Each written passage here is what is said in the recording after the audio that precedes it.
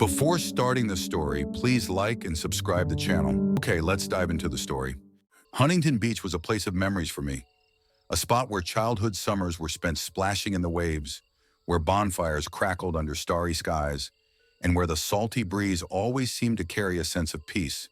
But that all changed one fateful night, a night I wish I could erase from my mind. It was late October, a time when the beach was deserted, the tourists long gone, leaving behind only the locals and the whispering winds. My friends and I had decided on one last bonfire before the winter chill truly set in. We arrived just after dusk, the sky painted in hues of deep orange and purple as the sun dipped below the horizon.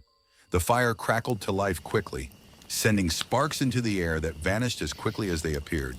We laughed, told stories, and passed around drinks, the warmth of the flames warding off the growing chill in the air. But as the night wore on, a strange feeling began to settle over me. It was subtle at first, like a shadow creeping at the edge of my vision. The beach, usually so familiar and comforting, now felt off. The laughter of my friends seemed distant, muffled by the sound of the waves crashing against the shore. I stood up, brushing the sand from my jeans, and walked closer to the water's edge. The moon was high now, casting an eerie silver glow over the ocean. The waves seemed darker, more menacing than usual, their frothy white caps almost glowing in the moonlight. I shivered, not from the cold, but from the strange, unshakable sense that something was watching us, something just beyond the surf. I shook off the feeling, convincing myself it was just my imagination playing tricks. But as I turned to head back to the fire, I noticed something strange. Further down the beach, near the old pier, a figure stood motionless. It was barely visible in the dim light, but I could see enough to make out its silhouette. A tall, lanky figure, just standing there, facing the ocean. "Hey guys," I called out, trying to keep my voice steady. "Do you see that?" My friends turned to look, squinting into the distance. "See what?" one of them asked, the others shaking their heads in confusion. "That person near the pier." They followed my gaze, but after a few moments, they all shrugged, exchanging puzzled glances. "I don't see anything, man," one of them finally said. "You sure you're not just seeing things?"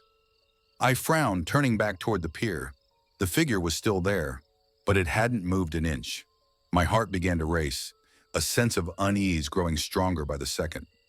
I wanted to dismiss it, to laugh it off as a trick of the light or just my mind playing games. But deep down, I knew something was wrong. Something about that figure sent chills down my spine, even though it hadn't done anything threatening yet. "Maybe it's just a surfer or something," another friend suggested, clearly trying to lighten the mood. "Probably waiting for a big wave or some weird thing like that." But there were no waves big enough to justify standing so close to the water at night, especially not in the chilly October air. And the way the figure just stood there, completely still, was unnerving. The ocean breeze blew through my hair, and I suddenly felt colder than before, as if the air itself had grown more hostile. As I stared at the figure, something in the air shifted. The breeze that had been merely cold now felt biting, almost malicious. I could see the figure more clearly now, even though the distance hadn't changed. Its head slowly turned toward us, and though I couldn't make out any features, I could feel its gaze, heavy and unnerving, locking onto me. A sudden wave crashed onto the shore, louder and more forceful than any before it. The sound snapped my attention back to my friends who had resumed their conversation as if nothing was wrong. How could they not feel this? I opened my mouth to speak, but before I could get the words out, the bonfire suddenly flickered and dimmed, as though something was sucking the life out of the flames. "Hey, did you see that?" one of my friends asked, finally noticing something was off. Before I could respond, the fire went out completely, plunging us into darkness. We all froze, the sudden silence around us more terrifying than the dark. The only sound was the rhythmic crashing of the waves, but even that seemed muted, distant, as though we were suddenly in a different world. "I think we should go," I whispered, my voice trembling. But no one moved. They were all staring at the spot where the figure had been. And then we heard it, a low, guttural sound that echoed through the night. It wasn't the wind or the ocean, it was something else, something much more sinister. The sound grew louder, closer, as if it was coming from everywhere and nowhere all at once. "Run!" I managed to choke out, fear gripping me like a vice. But before we could react, a sharp, cold gust of wind whipped past us, and the figure suddenly appeared much closer, now only a few feet away from where we had been sitting. Its eyes, two glowing orbs of pale light, pierced through the darkness, locking onto me with an intensity that made my blood run cold. We scrambled to our feet, panic setting in. I grabbed the nearest person's arm and bolted toward the parking lot, not daring to look back. But as we ran, the sound followed us. A scraping, dragging noise that sent shivers down my spine. It was as if something was crawling just behind us, close enough to touch. We ran as fast as we could, feet pounding against the sand, hearts racing with pure terror. But no matter how fast we moved, the sound of something dragging along the ground kept pace with us. It felt like the night itself was closing in, pressing down on us with a weight that made every breath harder, every step more difficult. Just when I thought we might make it to the parking lot, I heard a scream, a blood-curdling, soul-chilling scream that sliced through the darkness like a knife. I skidded to a stop and spun around, my heart lurching as I realized one of us was missing. It was Jake. He was no more than 10 feet behind me, but in the dim light, I could barely make out his figure. He was struggling, his arms flailing wildly as something pulled him backward, away from the rest of us. The same figure, the one that had been by the pier, now had him in its grasp, its long skeletal fingers wrapped around his ankle, dragging him toward the ocean. "Jake!" I shouted, rushing toward him without thinking. My other friends were frozen, caught between their instinct to run and the horror unfolding before their eyes. Jake's screams became desperate, his fingers clawing at the sand as he tried to get away. But the figure was too strong, too determined. It dragged him closer to the water's edge, where the waves seemed to reach out, eager to swallow him whole. I reached out, grabbing Jake's arm just as the water lapped at his feet. The figure looked up at me. Its face, or what I assumed was a face, was a ghastly blur of darkness, with those piercing eyes boring into my soul. It let out a low rumbling growl, and the air around us seemed to thicken with a malevolent force. For a moment I thought I might be able to pull him free. I yanked as hard as I could, every muscle in my body straining, but it was no use. The creature's grip tightened, and with one final violent pull, Jake was yanked from my grasp, his screams muffled as the ocean surged over him. The water churned and bubbled where Jake had disappeared, as though something was dragging him down into the depths. I stood there paralyzed by fear and shock, unable to process what had just happened. My friends were shouting, but their voices sounded distant, like echoes in a tunnel. And then, as quickly as it had started, the water calmed. The figure was gone, and so was Jake. All that remained was the quiet, rhythmic sound of the waves gently lapping at the shore. The rest of the night passed in a blur of fear and confusion. None of us spoke as we stumbled back to the parking lot, too terrified to comprehend what had just happened. My hands were still trembling as I fumbled with the car keys, desperate to get away from that beach, to escape the nightmare that had unfolded before us. We drove to the nearest hospital, the silence in the car heavy and oppressive. No one dared to ask the questions that hung in the air. What had we seen? Was Jake really gone?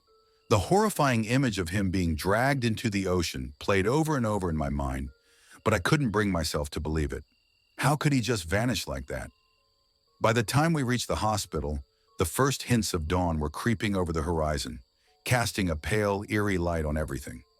We burst through the doors, babbling incoherently about what had happened. The nurses stared at us, their expressions a mix of disbelief and concern, but they quickly sprang into action. After what felt like an eternity, a doctor finally approached us, his face serious. "We found him," he said, and for a moment, my heart leapt with hope. "He was unconscious, washed up on the shore a few miles down from where you were. He's alive, but we're not sure what's wrong with him yet." Relief washed over me, but it was quickly followed by a fresh wave of dread. If Jake was alive, that meant that thing hadn't killed him. But what had it done to him? We followed the doctor to the room where they had taken Jake. He lay there on the hospital bed, pale and still, hooked up to various machines that beeped and whirred in a steady rhythm. His clothes were still damp, and there was sand clinging to his skin. I noticed with a shiver that his ankle, where the creature had grabbed him, was bruised and swollen, as if something had clamped onto him with incredible force. Hours passed and we stayed by Jake's bedside, waiting anxiously for any sign that he might wake up. The room was filled with the sterile scent of antiseptic, the beeping of machines the only sound breaking the silence. I couldn't take my eyes off him, fear gnawing at my insides.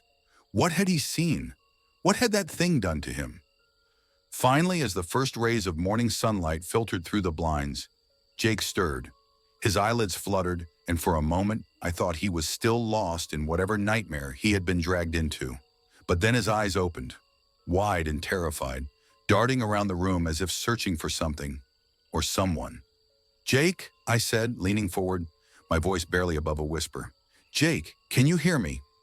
His gaze locked onto mine, and I saw something in his eyes that chilled me to the bone. It wasn't just fear. It was something deeper, something primal.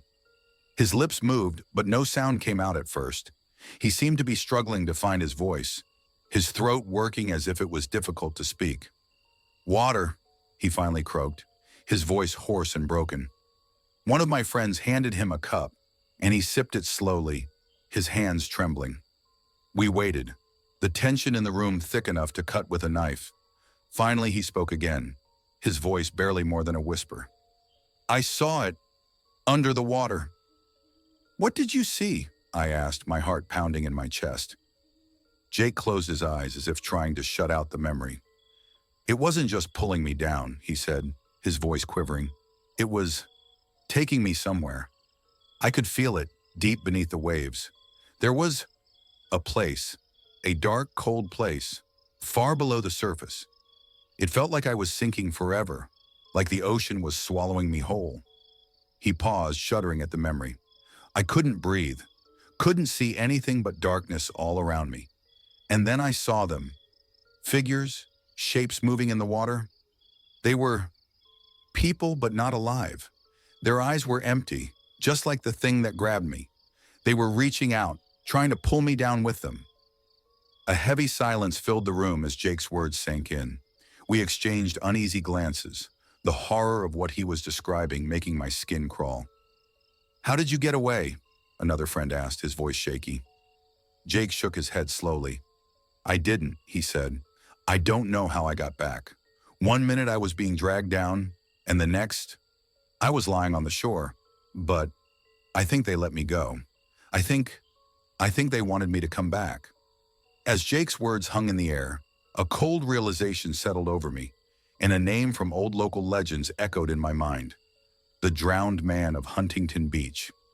I had heard the stories before, passed down through generations of surfers and fishermen, but they had always seemed like just that, stories, tales told around campfires to scare newcomers, nothing more than a way to pass the time on a quiet night. But now, seeing the haunted look in Jake's eyes, I wasn't so sure anymore. The legend spoke of a man who had drowned off the coast years ago. His body never recovered. Some say he was a sailor, others claim he was a fisherman who got caught in a storm. But the details didn't matter much. What mattered was what people believed he had become, a vengeful spirit, cursed to roam the waters near Huntington Beach, pulling others down into the depths to share his fate. Locals swore that on certain nights, usually when the fog rolled in thick and heavy, you could see him standing by the water's edge, waiting. They called him the Drowned Man, but most people laughed off the stories as nonsense. The kind of thing you tell kids to keep them from swimming too far out. But now I couldn't laugh, not after what Jake had described. Did you see his face?" I asked, my voice barely a whisper.